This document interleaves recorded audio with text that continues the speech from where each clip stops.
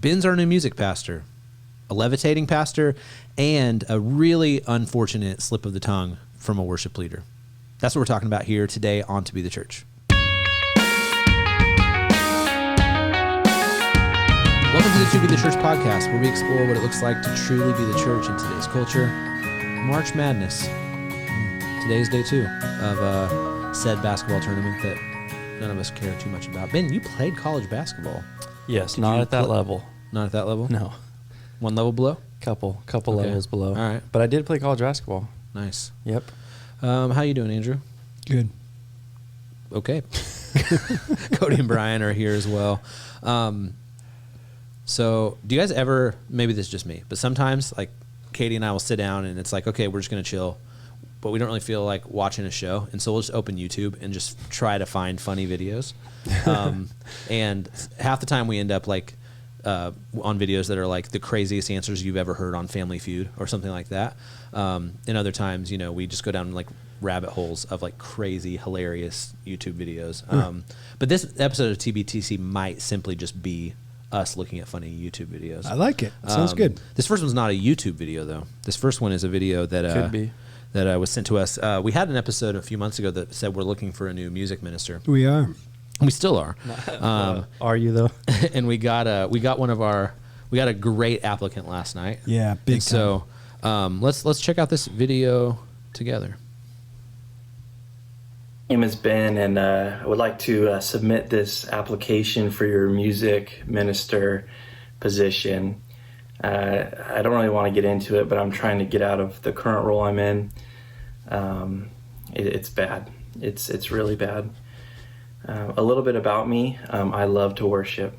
I love to worship with the people of God in the sanctuary, during the service, on the stage, where God's unique holiness is in that space, in that sanctuary. As a worship leader, I like to sing songs that are complex, that make me feel good, and that really fit with the spirit of our age. I feel like I really want to be intentional with those things. So let me play for you one of my favorites. Go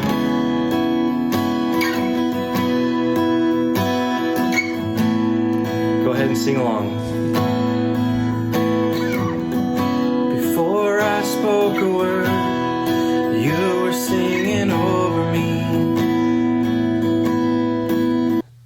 I'll be real honest. Are you still looking for a guy after that? I was extremely sad when that song ended. I was like, I want to hear all 7 minutes of that. Yeah. So I don't know much about keys and stuff, but I know playing that one, I could sing the verses, but when it gets to the chorus, it's a little out of my range, so I couldn't keep going. All right. But yeah, sometimes when I'm listening to music leaders and I hear the way they're singing in the verse, I'm like, oh, this is going to be fun when we get to the chorus. But I didn't so think be that. honest, though, like, It was incredible. I'm the guy, right? I mean, mainly because my philosophy of... Yes. I have this thing where I promise that I'm not going to hire a bro. Dude. And so I went and got my King's hat and put it on backwards just for that I was video. going to say, you had a muscle t-shirt on, like like some sort of weightlifting t-shirt on. Every T-shirt for Ben is a muscle T-shirt. Well, I mean, look. They do not make... Bro, do we have the ability to stop. zoom in? Do we have the Stop. ability to zoom I in? just went on vacation. Feeling a little bloated. Big question. Why? So Why Ben, the video? Yeah. Well, Why did you send that in? I busted out the guitar to play some songs for my kids before bed, just for fun. And I don't know. I was like, you know what? I'm going to go make a video because they're still looking. And God kind of just told me. He nudged me and he said to me, it's time. And you're the one. And I knew he was talking about this position right when he said that. Big time. Yeah. Yeah, we were talking about you sending that video in, and we're talking about how it seems like back in the day, every pastor had some sort of story of I had to lead music for Celebrate Recovery or youth group or Sunday mornings. Andrew, was that you ever? Did you ever have to lead some music? I've never had to lead. No?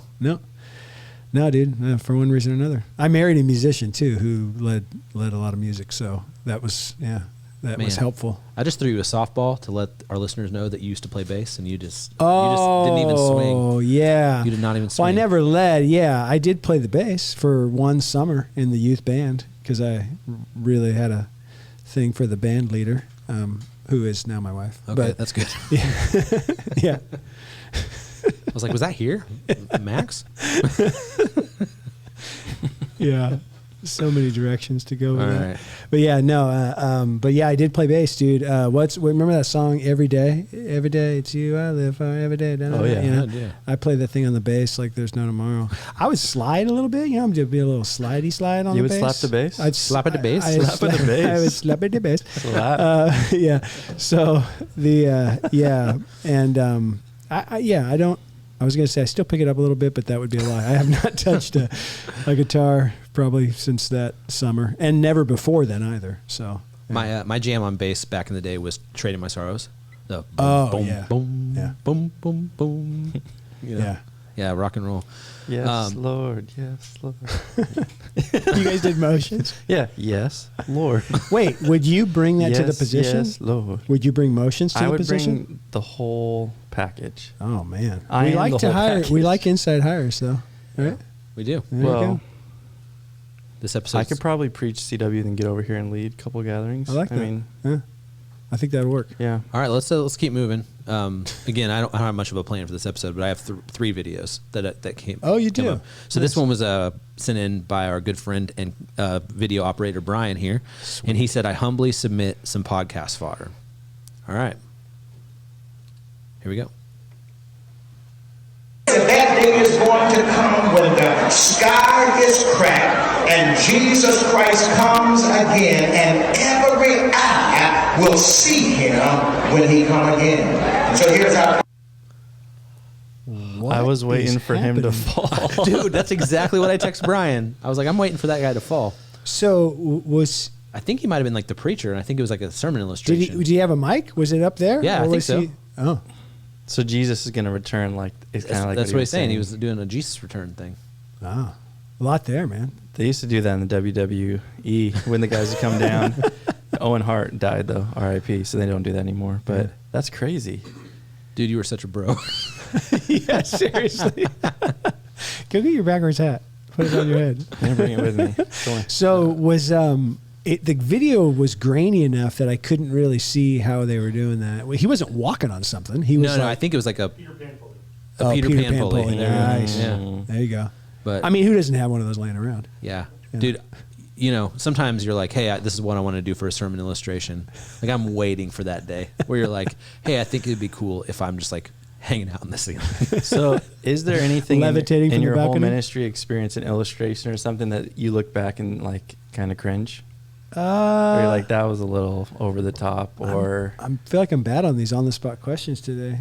Are you begging the question because you remember one that you're going to bring out after I say I can't remember? oh, for me, I don't think so. I just Yeah. don't know if you had. No, I anything don't. like- Yeah. Yeah. All right, I've what- never been super creative on. I feel like on illustrations like those kind of things. You know, it always. We did have the 8-foot tall, like men and women's restroom signs during our sexual ethics series. Remember, it was like Oh, the yeah, cutouts yeah. of like the men and women from the restroom The sign. cutout of the like, like if the they little were 8 feet tall. Yeah, like that yeah. was. They didn't say like men's restroom or what. They Right, just it's were like just the man of the the woman. icon, yeah. Those were killer though. I Yeah, those love are really cool. Yeah. Yeah. Okay. So like, let's flip it. What's your favorite? Like, what's there like? Oh, if I could do that again. Dude, I loved the First Timothy series. I knew you were gonna say that. We did here, yeah, with the household. Like we like built A living room in a our living on our room. stage.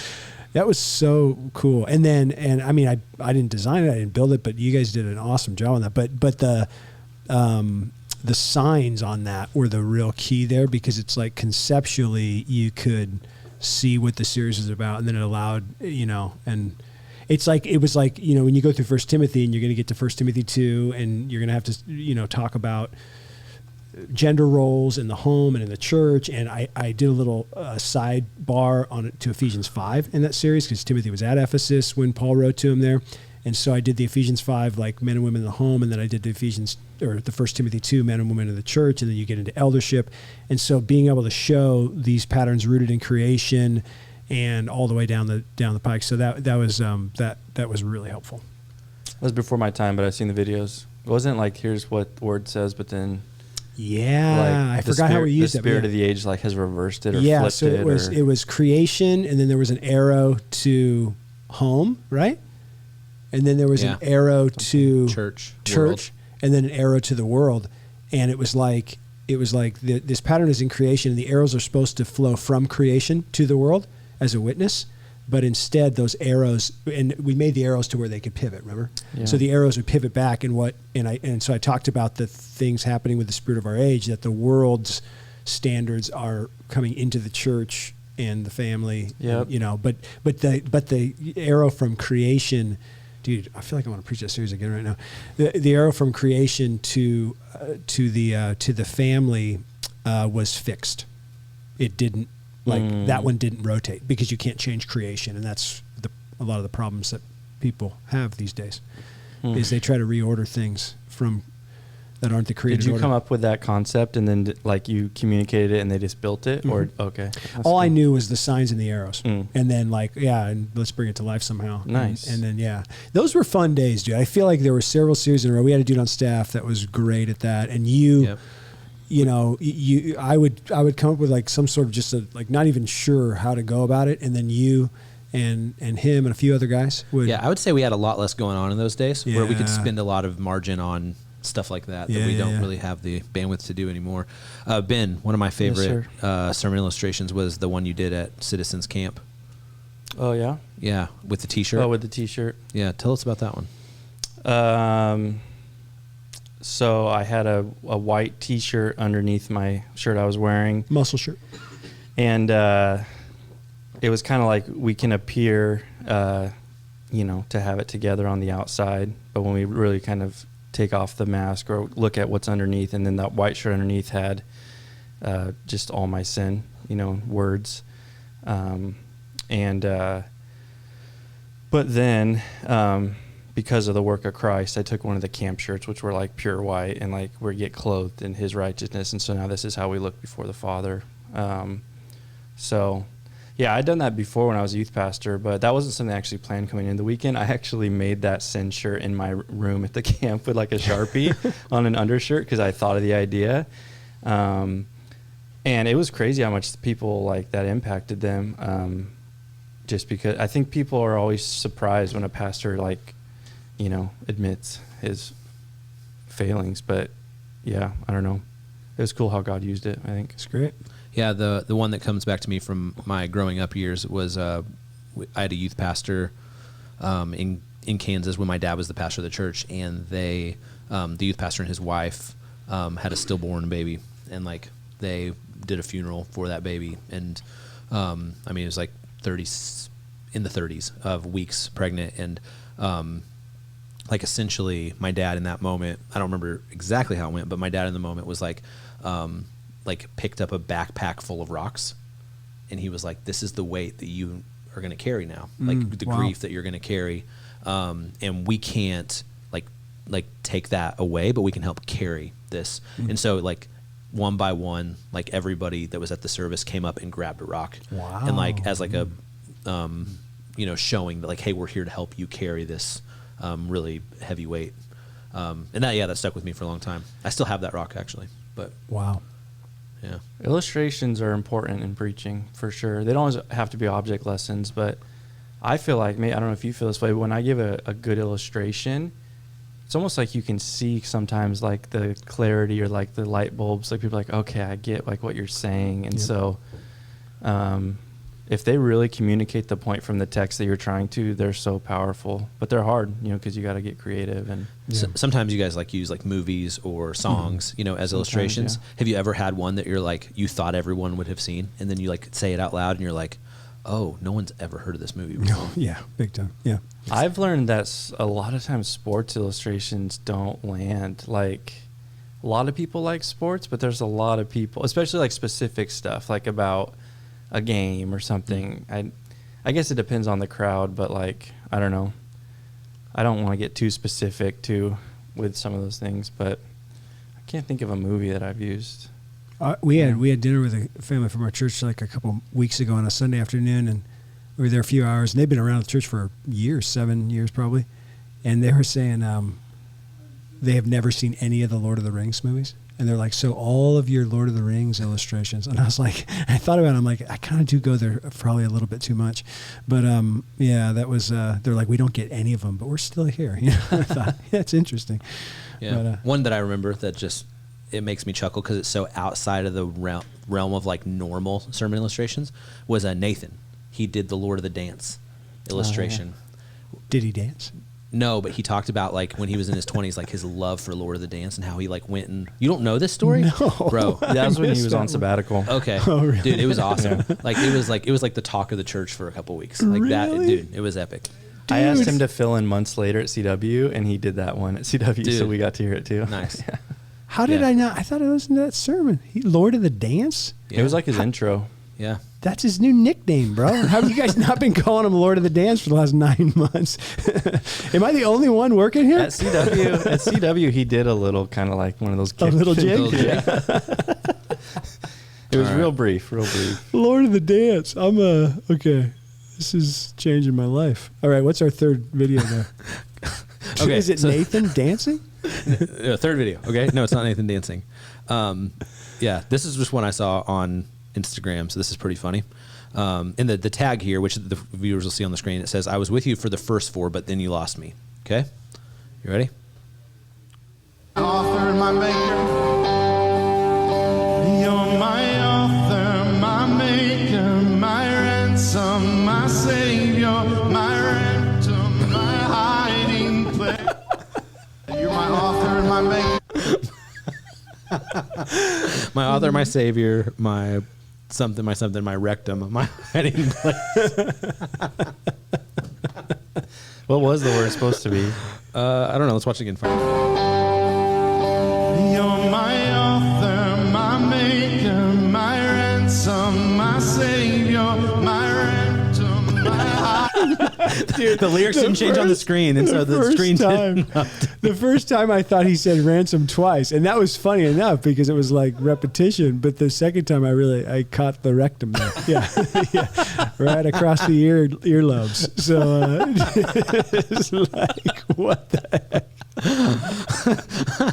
Oh man. dude? So, that's great. All right. Have you ever done that? Rectum? No, no. Yeah. Have you ever called God your rectum? no, No. Have you ever fumbled over your words in a way, Oh, in dude, preaching in a way that ends up being super humorous? Last Sunday, at some point in the message, and I can't remember, it might have been the second gathering, I said, I inadvertently, I said a swear word, like in kind of like, oh, Cody just texted me. Yeah, okay, I could tell that story. Yeah, but you'll say, in preaching, you'll say words that that like as you're trying to explain something it'll slip out of a syllable, will get jammed somewhere, and it'll end up you'll say that's happened to me a million times. But no, Cody brought up dude, the last time I preached on a Wednesday night of youth, do you remember this? Vaguely. So I'm preaching on, it was like the end of the life of Christ from Matthew or something. And the, you had the centurion, okay. And then you had the crucifixion is what's happening. Right. And so I'm like right in, and I'm like, I hadn't preached in youth in a long time. And I was like, kind of like, a lot of energy, and the kids were really engaged, and there was some fun stuff throughout it, and then I get like 40 minutes in, and I'm at like the heart of it with like 5 minutes left, and I'm serious, right? But they're dialed in. And I say, instead of saying crucifixion, I say Jesus' circumcision. Oh my God. It was like so I was going to say the crucifixion of Jesus, and I'm like literally at a point where I'm like calling them to Christ, and I'm like, the circumcision of Jesus. You don't remember this? I remember hearing about it. Dude. And so the kids are there, and like every leader in the room lost their mind like at that moment and started like laughing really like it was like an uncontrollable laughter. And then, cause I caught myself, and then I go crucifixion, and then, but it was like one of the only times I've been up in front of people in my life that I kind of tried to change course back to like being serious, and I'm like, crucifixion, you know what I mean? And I kept going, and I'm like talking, but then I had to stop and be like, it's amazing, isn't it? like I couldn't get them back because the leaders had lost it. And I remember I remember specific youth leaders that were sitting there, and I could see them trying to hold it together. But it's funny because it went over the heads of like probably 75% of the kids in there, at least maybe 80%. Like the middle schoolers didn't get it, and others, but the leaders got it, and they just, man, they lost it. So yeah, the circumcision of Jesus, dude, on the cross. We're coming up on Not good. the anniversary of brutal. me saying whether this is your first Good Friday or your 300th Good Friday. Which, my girls brought that up the other day. They did. They're like, that was our favorite moment. I went to a coffee shop a couple days later, and the gal who's a barista. No, you said, didn't you say 80th or 800th or something? Or no, you said whether it's your first. I don't know. I think it was like first or 300th Good Friday. Which didn't make sense on Yeah. either side. But the gal at the coffee shop was there, and she's like, 300 Good Fridays, huh? Just like the first thing. Okay. Greg Laurie has a story about preaching Ephesians 6. I think it said it was his first sermon ever. And he accidentally, instead of saying the fiery darts of the wicked one, said the diary farts of the wicked one. oh, dude. Which is also not something you want to be a part of. Yeah. You're like, give me the shield. Give me the shield. Take cover under the shield. Yeah, there's there's like a famous one that goes around about like somebody who meant to say pitched their tent but didn't say that. I've seen that one. Yeah. Yeah, there's a lot of them. Yeah, I might have told this story on here before, maybe even recently, I don't remember. But my mom, did I tell the story about like a Sunday night service where like they would do an introduction to the family? So they would introduce every Sunday night, like my parents were pastors. They would introduce a family and like tell the whole family's story, like and take like 10 minutes. Like a new family to the church? No, like just so people in the church get to know each other better. Because a lot of new people were coming. And they did like the patriarch and the matriarch, and then she did the two adult sons. And it was like the first adult son. It was like, hey, this is Mark and Tracy, and they've been married for this long or whatever. And then she was like, and this is said their names and said, and they've been. And she started saying married. But then she switched to dating because she knew they weren't married. And so she's like, this is so-and-so and so-and-so. And they've been mating for 6 months, is what she said, like in the microphone to the whole church. And like the guy started laughing and the girl like buried her head, like really upset. Like, and it was funny and everyone laughed, but it was like super embarrassing. And legit, like 7 months later, they had a kid. Like, it was like my mom was like prophetic. They had right. been mating. Okay, so I only had 3 videos, but Ben texted me another one while we were talking. Ooh, nice. I don't know what it is. It's just a short little clip. Can we watch it? Sure. Oh, All right. no. Okay. It's just a short little thing. All right, let's check this one out. The majority opinion in the scholarly community, and right away you're like, I mean, relax, okay? Just relax. Talk you back from that ledge here. You just have that saved on your phone? Dude, Ben sends stuff like that to me, and I show my wife, and she's like, does he just randomly watch old sermons from like 2013? I'm like, I don't know, but I don't know how he does this. But were you there at that time? Yeah, 2013? yeah, I was never for that series. No, so I was actually thinking about, for some reason, the longer ending of Mark, which is a textual criticism issue. And I just was like, hey, Andrew preached Mark back in the day. I wonder what he said about that passage. So I looked it up, and I was watching the video, and then he did that, and I was like, dude, this was a long time ago. But it's the same guy. Like, and it was hilarious. Plus, his clothes were very baggy. And dude, I was gonna make a Jinko comment. You know, Jinko jeans. I told Ben, like, when he texted me that, I was like, dude, that was like 35 pounds ago, man. And that was 2013. Yeah, That's Man. funny. Yeah. Well, hey, if you've stuck with us this long, like you the real MVP. Yeah. There's probably nobody who has, but thank you for being with us. If you have questions and you want us to not do episodes like this and actually have questions answered, send them in. podcast@toBeTheChurch.com is the best place to do that. Until next week, keep being the church. And if you have funny videos, send them to us. We would love to talk about them on the internet. Have a good day.